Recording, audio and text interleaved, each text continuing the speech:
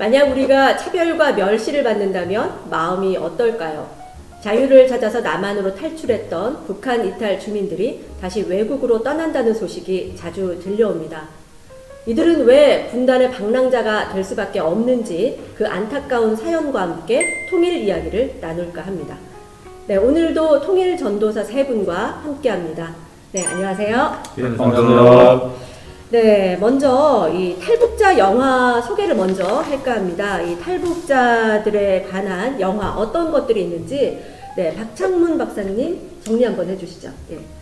네, 남북 관계를 다루는 영화는 2010년을 좀 기점으로 해서 좀 더 다양한 주제들이 등장하기 시작을 합니다. 그 중에서도 이제 분단의 현실을 현재의 느낌으로 조명하고 있는 영화들, 그런 것들이 바로 북한 이탈 주민에 대한 이야기를 그린 영화들이 등장하기 시작을 하는데요. 네. 이 북한 이탈 주민을 소재로 한 영화는 크게 이제 두 가지의 분류로 좀 구분을 할 수가 있겠습니다. 첫 번째는 이제 북한 사회의 현실을 보여주면서 북한 주민들이 목숨을 걸고 이 북한 사회를 탈출하는 과정을 보여주는 영화들이 있습니다. 대표적으로는 2008년도에 개봉을 했던 크로싱이라든가 또는 두만강, 또 48m, 신이 보낸 사람, 이런 이제 영화들이 주로 있고요. 특히 그 중에서도 영화 크로싱은 아마 대부분 한번 보셨던 내용이 있을 텐데, 탈북을 소재로 한 거의 최초의 한국 영화라고 볼 수 있습니다. 그리고 북한 주민의 인권과 탈북자 인권 등에 관해서 이제 이 한국 사회에서도 관심을 가질 수 있게 만든 어떤 그 촉매제 역할을 했던 그런 영화였다고 볼 수가 있고요. 네. 이러한 영화들은 북한 체제의 모순과 인권 실태 그리고 이런 것들을 고발하는 메시지를 담고 있었죠. 두 번째로는 북한을 탈출한 탈북 주민들이 낯선 땅에서 정착하거나 또 생존하기 위해서 치열하게 살아가는 그런 모습을 묘사한 영화들이 있습니다. 대표적으로 보면 국경의 남쪽 또는 무삼일기 또 댄스타운 같은 영화들이 있는데요. 이런 영화들은 이제 주로 북한 이탈 주민에게 보다 많은 관심을 가질 필요가 있다라는 이 사회적인 메시지를 전달하고 있다라고 보겠습니다. 네, 이 탈북 과정을 한마디로 요약하면 목숨을 건 험난한 여정이 아닐까 합니다. 앞서 박창문 박사님께서 언급해 주셨는데 이 영화 48m를 이야기하셨거든요. 이 영화 그 48m라는 의미가 어떤 건지 말씀 좀 해주시죠. 그 조중 첩경 지역에 가면 항상 강을 끼고 있습니다. 네. 하나는 압록강이고 하나는 두만강인데 이 영화의 그 소재가 되는 지역이 배경이 되는 지역이 압록강이거든요.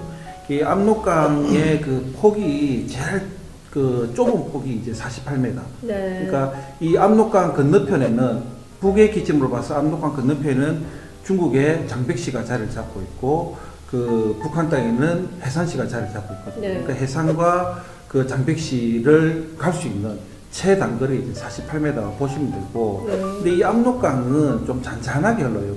그리고 이제 수심도 그렇게 깊지가 않고, 그렇다 보니까 이 북한 주민들이 이탈할 때, 탈북할 때 제일 선호하는 그런 이제 루트라고 보시면 되고, 또 이제 두만강에 가면 네. 그 중국의 이제 도문 지역하고 그 북한의 온성군하고 이렇게 이제 또 가운데 두만강이 흘러가거든요. 네. 거기도 그렇게 유속에 씌어지도 않고 폭이 넓지가 않아요. 그래서 특히 이제 겨울 때 되면 이 강이 얼어버리잖아요. 네. 이때 이제 많이 이제 탈북을 시도를 하고, 예. 또 그 부유물이 있으면 본인이 수영을 못하더라도 자연스럽게 이제 중국 쪽으로 흘러가는 그런 가능성이 높기 때문에 이 강을 통해서 일단 이제 그 탈북을 한다 이렇게 이제 보시면 될 것 같습니다. 네. 그러면은 강이 얼어버리면 특히 겨울 같은 경우에는 걸어서도 건너갈 수 있겠네요. 예, 뜸박질 하면서 빨리 넘어가는 거죠. 네. 실제로 이제 영화 48m의 내용 중에 보면 이 겨울에 내 가족이 도강을 하다가 예. 부모가 총살을 당하는 그 장면을 직접 이제 딸들이 목격하는 이런 이제 내용이 구성이 되고 있거든요. 세상에. 네. 예, 그래서 이제 이런 영화들은 보면 결국에는 이 뭐라 해야 될까요? 사람이 사람답게 살고 싶은 인권과 관련된 가장 기본적인 어떤 그 욕구이자 권리를 찾기 위해서 목숨을 걸고 북한 땅을 탈출해 나가는 그런 상황이기 때문에 결국에는 북한 주민들의 이 이야기를 통해서 북한의 인권 문제를 좀 신랄하게 고발하고 있다 이렇게 볼 수 있겠습니다. 그래서 이제 중국 국경에서 본다면 북한 해산시 주민들이 출근하는 모습이나 강가에서 빨래를 하는 모습이 네. 육안으로 보일 정도라고 합니다. 그래서 매우 가까이 있는 글인데요. 때문에 탈북자나 밀무역을 하는 상인들이 많이 이용하는 경로입니다. 영하 48m는 압록강을 건너는 탈북자들을 소재로 하고 있지만 실제 북한 이탈 주민들을 대상으로 한 조사에 따르면 탈북자들은 두만강을 건너는 경우가 더 많다고 합니다. 두만강이요? 예, 두만강을 건너는 경우가 더 많고요. 한국에 정착한 탈북자의 75% 이상이 강폭이 좁은 두만강을 사이에 두고 중국과 접한 함경북도와 만강도 지역 출신이고 이 중 함경북도 출신이 60% 이상이라고 합니다. 반면에 북중 접경 지역인 평안북도와 자강도 지역 출신 탈북자는 약 3%에 불과한데 그 이유는 압록강 중하류는 강폭이 넓고 물살이 빠르기 때문이다. 아무래도 위험하니까 그쪽을 그렇죠. 좀 피해서 가는 거거든요. 그러니까 우리가 그 노는 영하 네. 48m에 그 되는 이제 배경을 보면 네네네. 그건 이제 압록강의 상류 지역이거든요. 네. 상류 지역은 유속이 그렇게 빠르지가 않고 그다음에 수심이 깊지 않기 때문에 네. 가기가 조금 수월한 것이고 중하로 내려오면 내려올수록 압록강은 유속이 세고 또 수심이 깊다고요. 그렇기 때문에 이제 두만강을 많이 선호를 한다고 하는데 네. 저는 이제 박창문 박사하고 그 동문 지역을 가서 직접 이제 접경 지역을 한번 보고 온 그런 경험을 그러세요? 예, 네. 갖고 있거든요. 근데 조금 안타까운 현실이 눈에 보입니다. 그러니까 왜요? 동문 네. 지역에서 북쪽을 바라봤을 때하고 또 반대편이 이제 중국 연길 연주를 바라봤을 때는 네. 차이가 너무 많이 나요. 한쪽은 너무 휘황찬란하고 한쪽은 산하고 가오매치만 보이는데 네. 실질적으로 이제 두만강을 보면 노래에 예. 우리가 두만강 노래 있잖아요. 두만강 푸른 노래. 노조는 뱃사공이 보이고 예. 그 민둥산이 많고 그렇다면 북한 주민들 같은 경우에는 건너편에 중국의 그 화려한 모습들이 보이면 탈북을 하고 싶은 마음이 더 많이 생길 것 같다는 생각이 드네요. 그런데 일단은 소초들이 있고 아무래도 군인들이 이제- 늘 그 감시를 하기 때문에 네. 쉽지는 않은 네, 너무 아무래도 이제 안타깝습니다. 뭐 강폭이 좁거나 네. 탈북에 좀 용이한 지리적 위치면 그만큼 이제 감시가 심하겠죠. 예. 경계도 심하고 그러다 네. 보니까 이제 탈북이 힘든 상황이고 실제로 이제 그 위치에 갔을 때 보면 거의 뭐 강 건너편에 북한 사람들이 실제 다 이렇게 생활하는 모습들이 네. 제 육안으로도 확인이 되더라고요. 네. 그런 모습들을 봤을 때 참 굉장히 좀 가깝지만 또 한편으로는 너무 먼 이런 모습들을 우리가 확인을 하면서 가슴이 조금 뭉클하는 그 그런 북한 상황이었습니다. 주민들이 건너편에 중국의 모습을 보면서 어떤 마음이 들지 참 안타깝습니다, 정말. 네, 이렇게 북한 이탈 주민들이 이제 탈북을 하는데 그럼 남한으로 들어오는 경우는 어떻게 되는지 궁금하거든요. 조재욱 교수님 말씀해 주시겠어요? 일단은 이제 그 강을 건너면 예. 중국 땅에 접하잖아요. 네. 그 2000년대 초중반까지는 그 탈북 주민들은 중국에서 몽골을 거쳐가지고 한국으로 오는 경우가 많았는데, 네. 근데 몽골을 이제 가려면 사막을 건너야 되기 때문에 굉장히 힘든 코스로 합니다. 네. 그래서 가는 도중에 물이 부족해서 죽는 사람도 있고 생명을 잃는 사람이 많다고 해요. 그러고 난 이후부터 이제 루트가 또 바뀌기 시작합니다. 그래서 지금은 그 동남아 지역을 일부 경유해가지고 태국으로 가는데, 예컨대 이제 베트남, 캄보디아, 라오스를 거쳐가지고 태국으로 가는 그런 루트도 있고, 아니면 바로 직접 중국에서 태국으로 가는 루트가 있는데, 이 베트남, 캄보디아, 라오스에서 태국으로 가려면 메콩강을 건너야 됩니다. 근데 메콩강을 건너가다가 한 번씩 보트가 뒤집어지가지고 딱 건너면 이제 바로 이제 그 자유의 품으로 오게 되는데, 네. 안타깝게 그 죽음을 맞이하는 그런 탈북자도 있고요. 또 메콩강에는 악어가 실제적으로 살고 있다고요. 그래서 실제로요? 굉장히 어려운 그런 이제 그 과정을 거쳐가면서 이 자유 대한민국 품으로 오려고 하는 그런 모습을 볼 때 안타까운데, 또 오면 좋은데 오는 도중에 이제 죽음을 맞이하니까 굉장히 좀 슬픈 이제 비극적인 일이 많이 벌어지고 있는 것도 사실이죠. 정말 말 그대로 목숨을 걸고 탈출을 하는 거네요. 그렇죠. 예, 지금 이제 조 교수님 말씀하신 그런 루트 외에도 저희가 뭐 이렇게 알고 있는 비무장지대라든가 JSA를 통해서 들어오는 경우도 있고, 또 해외에 있는 그 파견 노동자들, 북한의 해외 파견 노동자들이나 또 외교관들 같은 경우 해외에 주재하면서도 이렇게 그 북한에서 벗어나는 이런 경우들도 있죠. 그래서 실제로 뭐 가까운 근래에 저희 같은 경우는 이제 그 태영호 공사가 네. 2016년에 아마 이제 영국에서 외교관 생활을 하다가 예, 한국으로 들어온 뭐 그런 사례들도 있었고, 그 외에도 이 크로싱 영화의 실제 모델이 되었던 그 2002년도 베이징 주재 스페인 대사관의 탈북자들 25명이 이렇게 단체로 예, 그 스페인 대사관으로 이제 들어가면서 탈북을 하는 뭐 이런 그 상황들도 저희가 과거에 확인을 할 수가 있었습니다.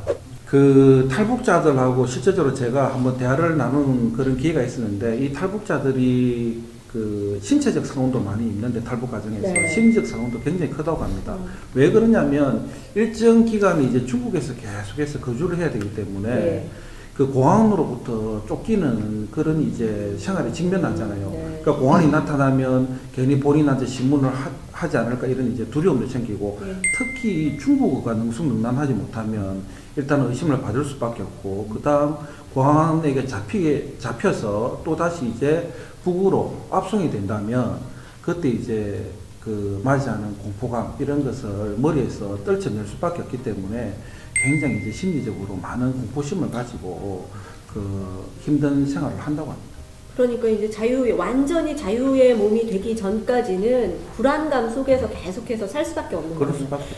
그런데 그 영화 무산일기를 보면요, 이 북한 이탈 주민들이 목숨을 걸고 탈출을 해서 또 한국 사회로 온다. 그런데 한국 사회에 와서도 이 소외된 분위기 속에서 아주 힘들어하는 분들도 있다고 하거든요. 이것을 좀 대변하는 영화가 또 무산일기가 아닌가 하는 생각이 들었습니다. 주재욱 교수님, 먼저 그 남한 사회에 정착하고 있는 북한 이탈 주민들에 대해서 좀 이야기를 해주시죠. 몇 명 정도가 있나요, 지금? 2016년도를 기준으로 해가지고 3만 네. 명이 넘었습니다. 그래서 지금 그 우리 사회에서 3만 명이 넘는 네. 북한 이탈 주민이 그 살고 있고요, 정착을 하고 있습니다. 예. 이 탈북자 문제는 그 사회 통합 문제와 직결이 됩니다. 왜 그러냐면 여러분들 잘 아시다시피 그 통합이 되기 위해서는, 진정한 통합이 되기 위해서는 물리적 통합 플러스 화학적 통합이 이루어져야 되는데, 네. 이 3만 명하고 우리가 잘 못 지내면 앞으로 통일이 되었을 때 2,500만 명의 그 북한 주민들과 우리가 과연 진정한 그 통합이 되겠느냐, 이런 이제 문제점을 가지고 접근할 수 있어요. 그렇겠네요. 예, 네. 그래서 이 탈북자 문제는 사회 통합 문제와 직결이 되고 있고, 그 다음에 이 탈북자들은 우리 사회 소수자들이지 않습니까? 네. 그래서 사회 소수자 문제하고 직결이 되어 있습니다.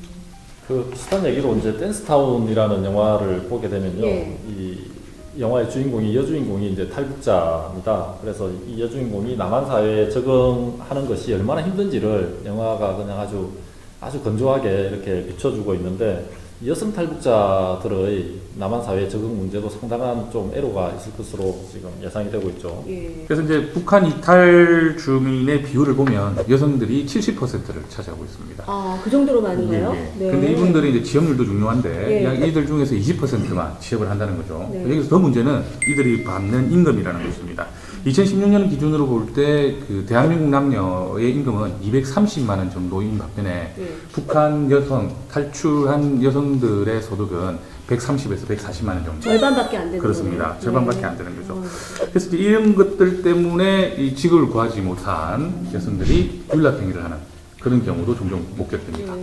그런데 좀 궁금한 게, 그 탈북자들 성비 비율을 보면 여성들이 70%를 차지한다고 하는데, 네. 이유가 있나요? 그게? 왜 그러냐면 그 일단 이제 여성들이 탈북을 하기가 예. 조건이 용이해요. 아. 남자보다는. 네. 그 군인들로부터 관심도 좀 덜 받는 편도 있고, 그 다음에 한때 중국 사회가 급작스럽게 부상을 하다 보니까, 경제적으로 성장을 하다 보니까 그 여성의 그 노동력이 많이 필요를 했고, 예. 또 특히 우리 사회도 마찬가지인데 농촌 총각들이 결혼을 못 하잖아요. 예. 그러다 보니까 그 동남아시아나 뭐 다른 나라에서 여성들과 결혼하는 그런 경향이 많은데, 중국도 마찬가지입니다. 농촌 총각들이 결혼을 못 하다 보니까 이 그 탈북한 북한 여성들하고 결혼하는 그런 경우가 꽤 많았거든요. 예. 그렇다 보니까 그 여성들의 비율이 훨씬 높다고 이렇게 이제 보고 있는 거죠. 조금 전에 또 강진우 기자님이 그 북한 이탈 주민들의 그 급여가 그 우리 이제 대한민국 사람들에 비해서 절반 정도밖에 안 된다고 말씀을 하셨거든요. 그렇다면 남한의 적응하면서 살기가 정말 힘들 것 같은데요. 어떻습니까? 애로사항, 어떤 애로사항이 있는지 좀 짚어주시겠어요? 아무래도 이제 지금 말씀하신 그 경제적인 문제, 예. 이것이 그 북한 이탈 주민들, 뭐 남녀를 불문하고 예. 남한 사회에서 정착하는데 가장 큰 애로점이 아닐까 생각이 됩니다. 우리 정부에서도 여러 가지 이제 북한 이탈 주민들에 대한 정착 지원금 제도 이런 것들을 운영을 하고 있지만 실제로 그런 것들 가지고 그런 것들만으로 이 남한 사회에서 안정적으로 정착한다는 게 사실상 굉장히 좀 어려운 상황일 것이고요. 우리가 앞서 얘기했던 무산일기라는 영화에서 보면 예. 이 주인공 성철이 이제 실제로 남한에 와서 그 불법 전단지를 붙이거나 아니면 현수막을 설치하는 이런 이제 우리로 치면 거의 알바 수준의 그런 일들을 하면서 이제 생활해 나가는 이런 장면들을 볼 수가 있는데 남한 사회에도 지금 뭐 정규직 비정규직 문제로 인해서 젊은 이 2030 세대들이 정규직으로 취업하기가 굉장히 힘든 상황인데 그렇죠. 예. 뭐 그렇다 보면 북한 이탈 주민들은 더더욱 이 제대로 된 직장 직업을 갖기가 힘든 상황이 아닐까 그렇게 보고 있습니다. 그렇겠네요. 네. 이 탈북자들이 제일 이제 좀 괴로워하는 부분이 뭐냐면 그 본인들하고 남한 사람들하고 구분을 한다는 거죠. 예. 그러니까 우리는 다 같은 대한민국의 사람이라고 자기들은 그렇게 생각을 하고 있는데 이 남한 사람들은 북한 사람이라고 이렇게 이제 구분을 한다는 거죠. 그러니까 취업할 때도 애로사항이 꽤 많고 그 다음에 그 서울말, 표준말이 능수능란한 사람들은 절대로 먼저 북한에서 왔다고 이야기를 안 한다고 합니다. 그리고 제가 좀 예를 들어준다면 이런 거예요. 예컨대 우리가 유학을 갔는데 제가 뭐 살기가 조금 힘들어가지고 아르바이트를 하고 또 그렇게 할 수밖에 없거든요. 유학생활 하다 보면. 그런데 내가 동양이라는 이유만으로 멸시받고 차별받고 또 동양이라는 이유만으로 내가 그 가게 물건을 훔치지도 않았는데 매장 관리하면서 그 물건이 없었을 때 내가 동양이라는 이유만으로 그 오해를 받고 그러니 이제 문제가 생긴다면 굉장히 좀 불쾌할 수밖에 없는 부분이죠. 예. 그런 측면에서 볼 때 이제 본인들이 내가 왜 이런 차별을 받아야 될까, 멸시를 받아야 될까 이런 이제 생각을 가지게 되는 거고 특히 이제 학생들도 마찬가지예요. 애들도 이제 그 성장하면서 싸울 수밖에 없는데 싸움을 하잖아요. 한 번씩 하는데 이 싸움이 잘 안 돼요. 말 한마디에. 먼저 치고받고도 아니고 이 우리가 그 남한에 계속 살아왔던 이제 학생이 꼬마애가 이 북쪽에서 온 애 보고 야 이 빨갱이 새끼야 이 한마디로 모든 게 정리가 되는 거예요. 근데 그 친구는 빨갱이라는 단어가 뭔 줄도 모르고 북에서 온 애는 그 다음에 북에서 살았다는 이유만으로 그런 취급을 받으니까 아예 이제 힘들 수밖에 없고 학교가 가기 싫은 거고 결국 이런 것들이 이제 또다시 사회 부적응자가 발생하면 사회의 문제로 대두될 수밖에 없잖아요. 그러니까 이런 게 계속해서 악순환적으로 이제 반복되는 게 굉장히 좀 안타까운 그런 너무 것이에요. 힘들 것 같습니다.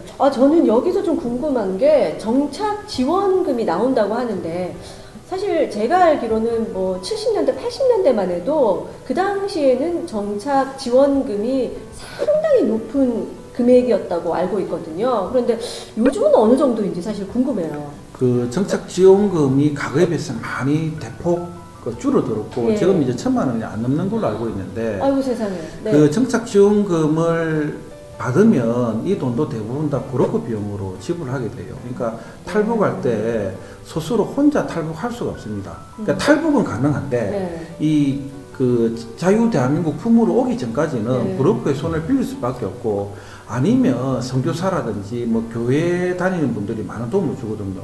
그들의 힘을 빌리지 못하면 절대적으로 혼자서는 그 메콩강을 건너기가 쉽지가 않아요. 그렇기 때문에 그 일정 부분 브로커 비용을 지불할 수밖에 없고 그 다음에 이제 한국에 넘어와서도 마찬가지입니다. 이 정착하는데 왜 어려움이냐면 첫 번째 이제 북한에서의 경험은 남한에서 통하지 않아요. 특히 교육 부분하고 의료 부분은 아예 인정을 안 해줍니다. 제가 아는 그 탈북자 중에 한 분은 의사였는데 북에서 남에서 인정을 안 해주니까 혹시 내가 그 졸업장이 없어서 그러는가 싶어가지고 또다시 재입국을 해가지고 졸업장 들고 노는 경우도 있어요. 그래도 인정을 안 해주고 국회에 나가서 또 좀 이의 제기도 했는데 결국 안 되다 보니까 의대에 들어가가지고 한의대에 들어가서 지금 한의사 생활을 하고 있는 분도 있고요. 그러니까 북한에서의 그 경험은 절대적으로 남한에서 인정을 안 해준다. 그렇기 때문에 직업 구하기도 힘이 들고 모든 일에 애로사항이 따르는데 더 큰 문제는 뭐냐면 대부분 다 가족 단위로 오는 경우보다는 네. 혼자나 둘이 오는 경우가 많아요. 그러면 북에 있는 엄마 아버지 모시고 싶고 형제자매 모시고 싶기 때문에 데리고 싶기 때문에 그렇겠죠. 또 다시 돈을 벌어서 누구한테 지불해야 되느냐, 부록한테 또 돈을 줘야 되기 때문에 그런 이제 그 애로사항이 따를 수밖에 없죠. 네, 정말 생활 자체가 안 될 것 같은데요. 그러면 남한에서. 네, 힘듭니다. 실질적으로 보육하는 것도 마찬가지죠. 네. 애를 맡길 때는 있는데 네네. 그렇다고 해서 또 우리 남한 사회는 그 친정 엄마나 네. 또 시어머니가 이제 애를 또 돌봐주기도 하고 그러는데 네. 누구한테 제대로 맡길 때가 없기 때문에 굉장히 애로사항이 따를 수밖에 없어요. 네, 조금 전에 그 조재욱 교수님도 잠깐 언급을 하셨는데 이 탈북 그러니까 북한 이탈 주민들 중에 여성들뿐만이 아니라 그 청소년이나 아동들도 이 사회에 적응하기는 참 쉽지 않을 것 같습니다. 예, 맞습니다. 네. 북한 이탈 주민 중에서 아동과 청소년, 그러니까 6살부터 20살까지죠. 이 아동과 청소년이 차지하는 비율이 약 20% 정도가 됩니다. 그래서 이제 남한 청소년들의 3분의 1은 탈북 청소년을, 북한 이탈 청소년을 네. 이제 북한 사람이라고 생각을 한다고 합니다. 그래서 차별과 멸시의 시각을 갖고 있다고 보시면 되겠습니다. 네. 초등학교 때 일반 학교에 다녔던 지훈 군은 중학교는 대안학교 진학을 선택했습니다. 남한 학생들로부터 받는 차별과 따돌림을 견딜 수 없었던 겁니다. 친구들과 동네 형들로부터 심한 욕을 듣고도 어눌한 한국어 때문에 대꾸도 제대로 못했습니다. 옆에서 그 하던 화장실을 일 보던 어떤 한 명 남자애가 저보고 제가 걔 뭐 알지도 못하는데 걔가 갑자기 저보고 너네 어머니 우리 집 청소부잖아 라고 해가지고 갑자기 저도 화가 난 거죠. 모르는 애가 저한테 그러니까. 이제 말씀하신 그 탈북자 아동 청소년들 중에서도 보면 조금 더 우리가 그 지원의 사각지대에 있는 더욱더 소외받고 있는 또 계층들이 있어요. 보면 뭐 이런 청소년들을 우리가 이제 제3국 출생 탈북자들이라고 하는데 제3국 출생 예, 탈북자. 탈북자, 네. 예, 탈북 여성과 조선족 또는 이제 한족 사이에서 태어난 그런 이제 아동 청소년들이라고 할 수가 있겠죠. 네. 뭐 이들을 이제 되게 비보 탈북 청소년이라고 부르기도 합니다. 네. 근데 이런 계층의 어떤 이제 이 청소년들 같은 경우는 기존의 그 일반 탈북 청소년들이 받는 우리나라에서 받는 어떤 지원과 혜택을 네. 전혀 받지 못하는 그런 상황이 되거든요. 그러다 보니까 이제 뭐 정착금이라든가 학교에 갔을 때 학비 지원이라든가 이런 부분들이 전혀 제공되지 않아서 어떻게 보면 더욱더 좀 심각한 피해를 지금 받고 있는 상황이기도 하고 네. 그러다 보니까 이들이 결국에는 어떤 그 차별과 편견 때문에 불만이 또 누적이 되고 이러한 불만들이 쌓여서 사회 부적응자가 되는 이런 과정으로 연결이 되고 뭐 이렇게 되면 결국엔 또뭐 범죄로 이어질 가능성도 커지고 네. 뭐 이러한 일련의 과정들이 결국에는 우리 사회의 어떤 이 사회적 관리 비용을 증가시키는 부작용을 반복적으로 지금 초래하고 있는 상황이다. 이렇게 볼 수 있을 겁니다. 네, 그렇게 불만이 쌓이고 적응이 안 되고 하다 보면 그 박창문 교수님이 말씀하신 것처럼 사회적으로 또 문제가 많이 일어날 수 있는데 그런 부분 때문에 좀 지원을 할 필요가 진짜 있어 보입니다. 그 처음에 조재욱 교수님이 2016년 기준으로 북한 이탈 주민들이 3만 명이라고 말씀을 하셨는데 이 북한 이탈 주민들이 남한에 정착하기까지 정말 상당히 힘든 시간 그리고 정서적으로 힘든 시간들을 많이 보내고 있는 것 같습니다. 이 화학적 통합을 위해서 어떤 게 필요하다고 보시나요?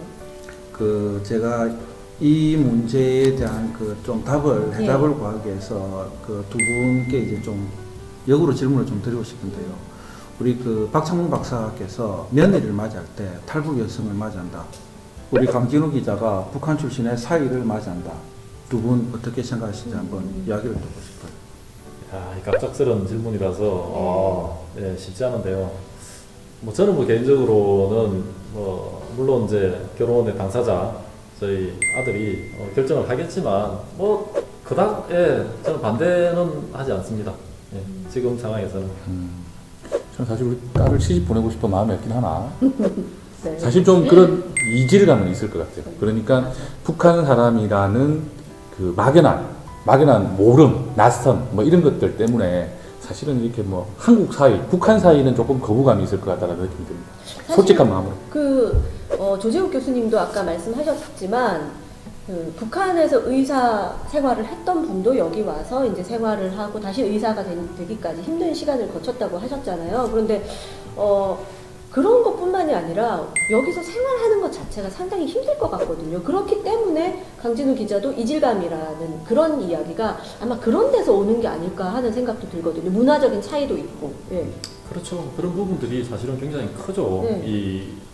북한 이탈 주민들이 남한에 정착하는 데 있어서 굉장히 애로사항 중에 하나인데, 실제로 이제 그 독일 통일된 지 30년이 됐지 않습니까? 네. 근데 독일이 아직까지도 동서독 간의 사회통합적인 부분에서는 뭐 일반인들이 느끼기에 한 70%, 60에서 70% 정도밖에 네. 확정, 결합, 뭐 사회통합이 이루어지지 않고 있다라고 평가를 하고 있는 상황이고, 또 그와 더불어서 이제 독일 정부에서도 이 사회통합을 위해서 매년 아주 천문학적인 금액을 지금 투입하고 있는 그런 상황이 계속되고 있는 중입니다. 제가 왜 이 질문을 했냐면 네네. 실질적으로 제가 그 신문에서 한번 본 기억이 나는데, 그 우리나라 대부분 그 부모님들이 네.